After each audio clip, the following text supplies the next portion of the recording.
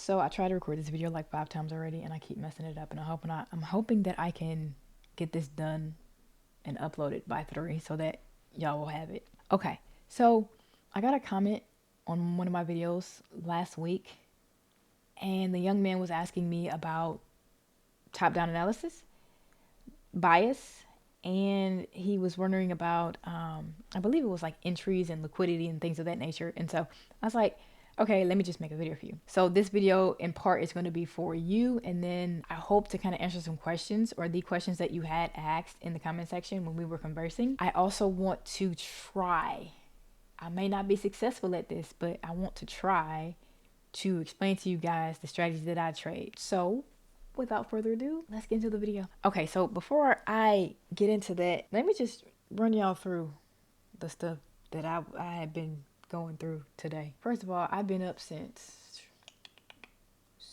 London. I got up, I saw one of my little trader friends. She was on stream, and I saw that she was looking at a UJ trade. Now, I couldn't really make out everything that she was doing because we don't trade the same. But I said, UJ, let me see what it's about. I don't trade JPY pairs. I trade CAD pairs. I trade gold. I trade GA.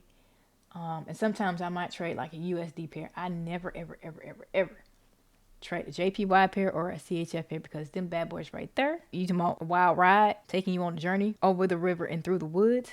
Yeah, that's them right there. Both of them, Bonnie and Clyde. And I ain't ready for it.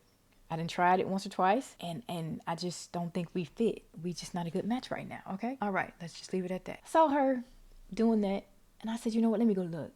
So I'm marking it up the way that I know how, according to the strategy that I trade, which again is the forever model. It's to take on the market maker model, but it's a more simplified and condensed version, a great version, okay?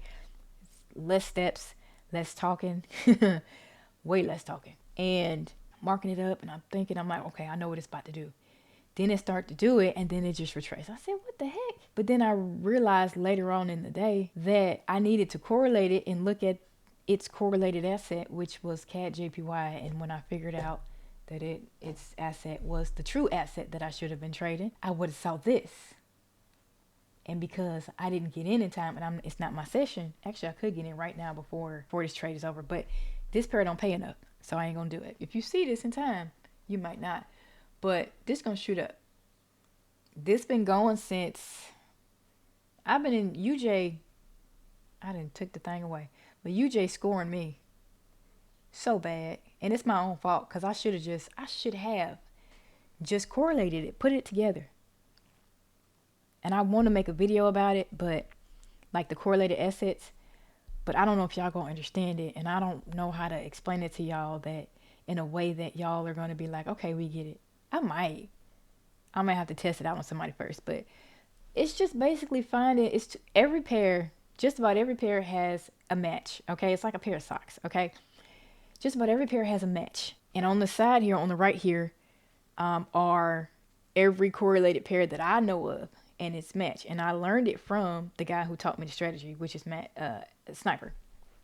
So Euro and GBP, they match. The endings have to match, but it could be Euro GBP, Euro CAD, that's a set. AUD CAD, NZD CAD, that's another set. You see what I'm saying? That's a match. So when we talk about NZD, Euro NZD, GBP NZD, they match. They go together. It also depends on the time frame that you're using. There's also a website that you can go to. You know what? I'm gonna just make y'all another video.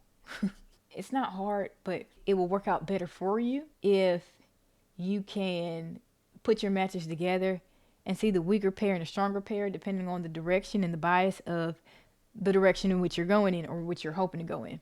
Either y'all remind me in the comments to put that in there, or I'm gonna just have to remind myself somewhere because I don't want to forget. So realize that on the 4 hour, we both saw this on the 4 hour after marking it up, but then UJ came down and it mitigated this fair value gap. That's okay. All right. Now I was like, wait a minute. What did this correlate with? So I go to my little website and I say, okay, we correlate with this because it's 80% or 90% this. And I'm like, okay, fine. So I see it correlate with this. And so we're going to go ahead on to the 4 hour. That's how we got here. Let me show you how we got here. Then we're going to get on with the rest of the day. Now, where, I'll show you how this works. We found a gap first. This is the same gap in exactly the same spot. Well, almost the same spot. But where CAD JPY did not fail to mitigate this gap, UJ mitigated this gap. It mitigated the hell out of this gap. It took its time doing it, but it mitigated it nonetheless. So that let me know that this wasn't the right pair. It cost me $89, but I learned a lesson. So when I realized that this was the right pair, it was a matter of waiting for a price to stop and basically to see where it was gonna go. So it's been bouncing in and out of this gap. So this let me know where my SMT was. This is my lower high, and then UJ is my higher low. So this is the weaker pair in this case, right? So when we talk about SMT and figuring out what the weaker pair is versus a strong pair, there, that's how that goes. And again, I'm gonna try to put that in that other video. So I knew that this was a stronger pair. And so I just had to wait my little turn. I don't know when this pair moves. That's the problem. I don't know when this pair moves. Now that I know we're on the 4 hour, we skip a time frame and we go to the 15-minute, and that's where we are now. And this is, listen, when price, I knew that when, for me, and that's the other thing in this strategy, is that you need a bearish candle before a bullish move. This took out liquidity, this candle, so we put our order block here, and we're about to go. This is where we're about to go. We're about to go all the way up here to this 1 to 5. And I'm kind of salty that I missed out on it. But so that's pretty much how that strategy goes. Now, let me show you. Let's do the same things so I can show you how we're going to get to the pair that we're going to trade in a second. And I hope to God it ain't left. No, it ain't left yet. It's getting ready to, though. All right, so the pairs I'm talking about, of course, is EuroCAD and GBP I've been watching these for a minute ever since that one bombed. So, like I said, Euro and GBP, they're set. They're a pair of socks. Okay, they go together. They match. Okay, same color and everything. So what we look for in the strategy is a gap. I like internal to external range liquidity. When we talk about liquidity, to answer your question, young man, it's just these wicks. That's it. That's the only thing you got buy side liquidity, which is these wicks up here, and sell side, which is the wicks at the bottom. It's the things that stop buyers and sellers out. So I found my gap, which is here and here. I'm trying to do this very quickly because I really want to enter this trade. Excuse me. And now they both have gaps, but there's a difference in the gap. One is stronger than the other. And as you can see, GBP CAD is the stronger one because this one is still retracing and this one has retraced and is reversing. And it's going to reverse to buy side liquidity here. We mark up our gap.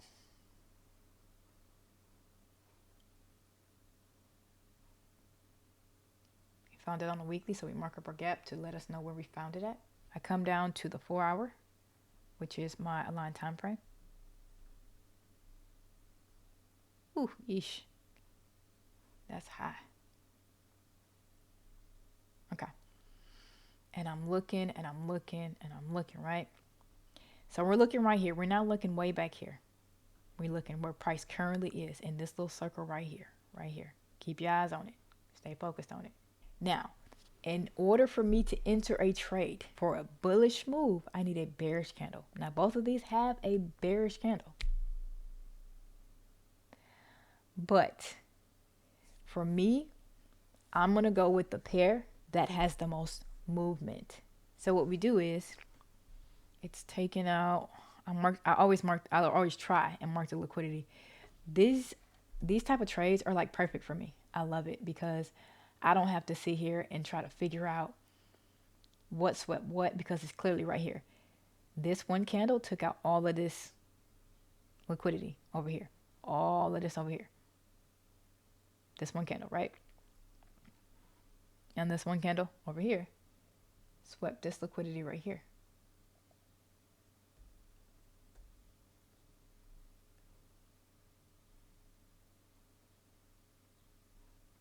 The last thing we need to do is find our order block, which is the downward candle that took liquidity.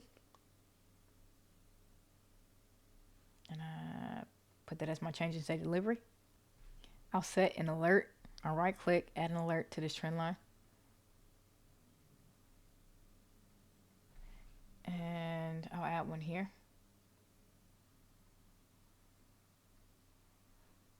Crossing up.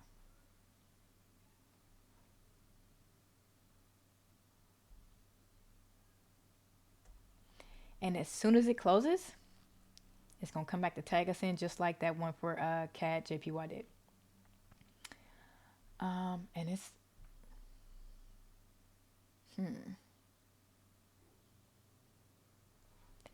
And once we do that, we are going to shoot for a 1 to 2. Actually, I didn't mean to do that on this one. I'm going to do it on this one because this is the one that we're trading.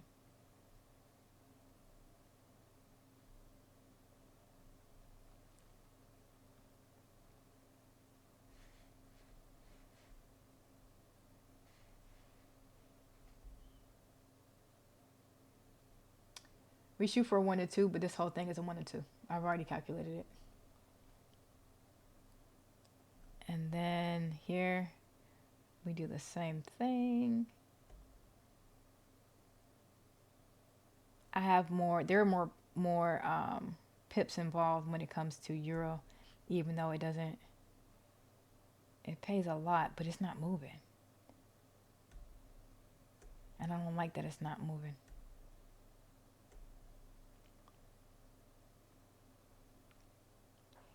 So that's my 1 to 2. Oh no, it's not. God dang it.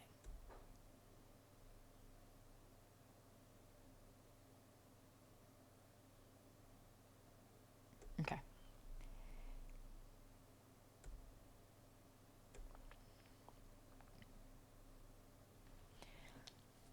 And that's the trade. That's how I enter. Not you enter, but that's how I enter. Once price comes in and tags me, that is when I'm going to enter the trade. I don't want to get in it too early because I'm out of my session. And I don't know. It might consolidate until my session opens, but that's a lot of consolidation. But that's pretty much how it goes for me. That's how I find the setup. We start on the higher time frame. We start on the monthly, the weekly, or the daily. Now you don't have to, if you don't want to do the whole, matching socks or correlated thing, you don't have to. You can test it out, test each pair out by itself and just find your gap on whatever time frame and do it that way. You can do that. But I've learned that depending on the pair that you're trading, you're going to hurt if you're wrong. Like I was wrong this morning and it cost me $89, and that sounds like nothing, but if you're trading something like a 5K and you can't lose more than 200, like that hurt. You know what I'm saying? You got to make that back up. So I like pair correlation because it helps me figure out which one I should trade versus the other. It helps me figure out which pair is stronger and which pair is weaker. But there are times where I can and have just picked a pair and said, "Hey, let me see if I can find something on these time frames," and it's worked out. So it just depends on how you want to do it. But just to recap here, you start on your higher time frame. So I am on my weekly, daily, 4 hour, or the 1 hour. At max, I'm going to the monthly. If it's the beginning of the month or if it's a pair that is not gold, because gold is never going to really have anything on a monthly. It's rare if I find something on a monthly. And so once we find what we're looking for, and that criteria is an internal range liquidity, and an internal range liquidity is nothing but a fair value gap.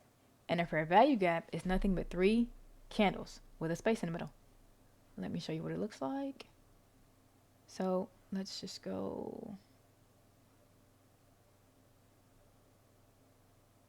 here. That's it. 1, 2, 3. There's a space in between here. There's an imbalance in price. And price has to come and fill that, whether it comes in and fills all of it or just some of it and then bounces up this way. It has to come and fill it. So, and then there's external range liquidity, which is these wicks that I was telling you about.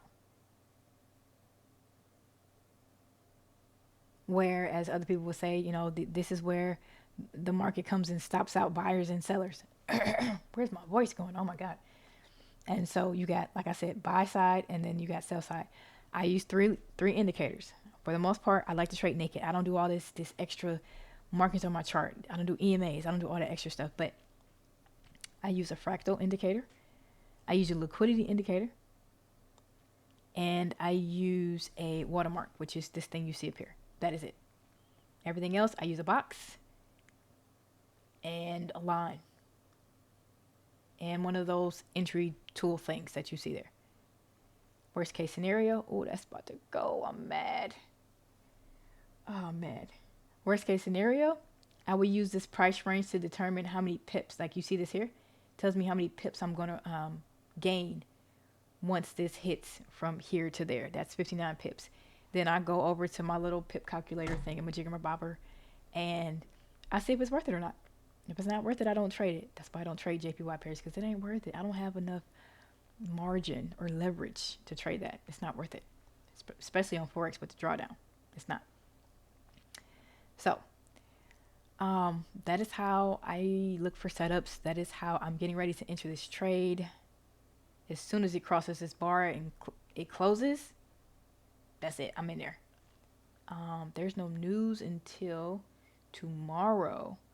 So it might consolidate until tomorrow, but who knows? We shall see. So with that being said, I'm not gonna risk like I would if there were no news. I risk a lot when there is no news, but when there's news, I try to be conservative. So I hope that answers some of your questions about what liquidity is.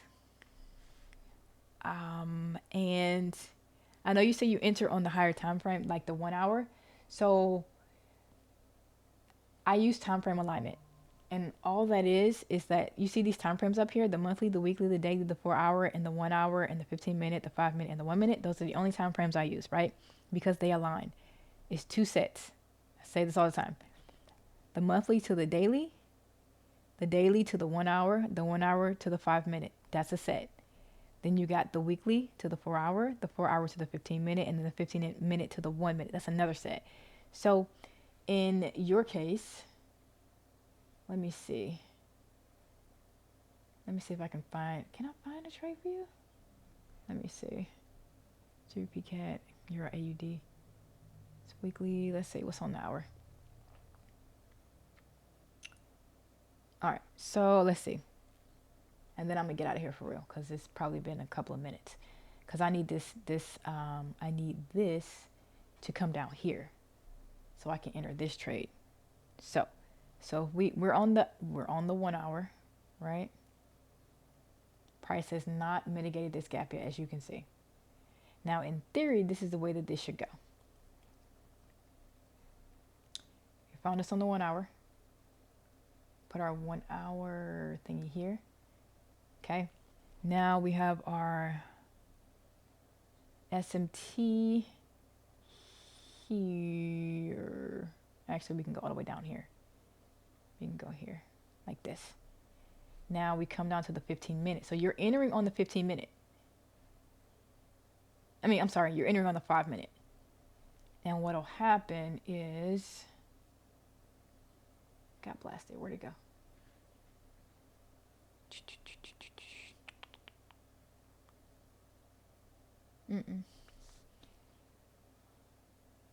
Price will need to take out a high. It would need to take out, if price came up here, I know you're like, oh my God, what are you talking about? Price needs to take out one of these wicks up here. Then we would come down here and we would enter on the 5 minute, and then we do a short, like a 1 to 2 or whatever, like this. And we would take out, but Price is getting ready to take out one of these wicks first. But once it does, actually, we would come all the way down here and take out sell side liquidity here. So in your case, if you're doing your bias on the 1 hour, you're depending on how you trade. If you're doing it on the 1 hour, you're entering on the 5 minute. Okay, so that's gonna come back down. So that's gonna be your low.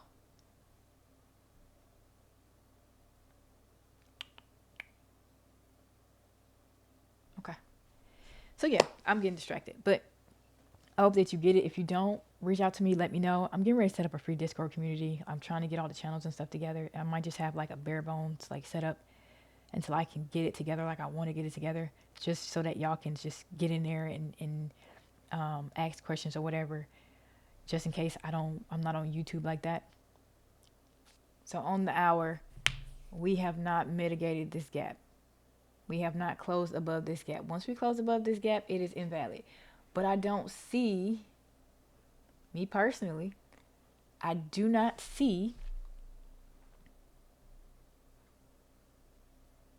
where price could reach to.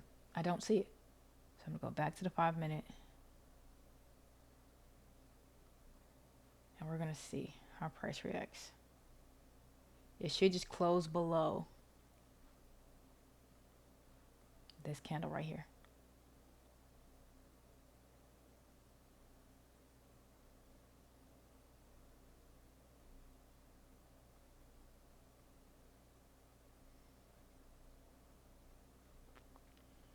Once it closes below this, it's crazy. Like it's a trade. Like it's crazy.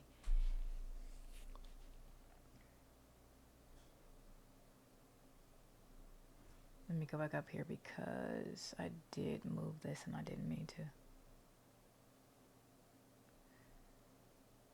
Okay, there we go. I moved it right in place. It's crazy.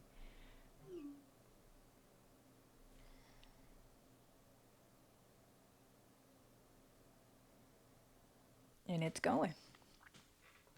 Now, normally you shoot for 1 to 2 because if there is even the slightest gap, which there is here, price is going to come back and retrace and then come back down. But once price closes below this line, it's an indicator. It's your change in state delivery that price is selling. That is how the strategy works. But in order to get here, you have to understand your higher time frame, which is kind of sort of what I tried to explain to you earlier. Okay, so I see that price wants to consolidate. It's like one of these sessions in New York. I don't know. If it's not the main one, I don't know what it is. They got so many. So it's probably going to consolidate for a while, if not drop, because we are not in a major session right now. It's probably going to do that, but as long as it does not close above the hourly gap here, I'm going to move this over. As long as this does not get mitigated, you're fine. Like I said before, I do not see where price can reach to right now. I need price to bounce, come down, and then bounce back up into, but this external range liquidity. But that's going to come a lot later. Again, that is how the strategy works. It's not fail proof. It's up to you to use risk management. It's up to you to calculate your lot sizes and your pip sizes, things of that nature. I have my own methods for doing that. You have to do it for yourself. I'm not going to stand here too much longer because I still got to edit this and then put it up. But y'all be blessed. Take care. If you have any questions at all, let me know. Toodles.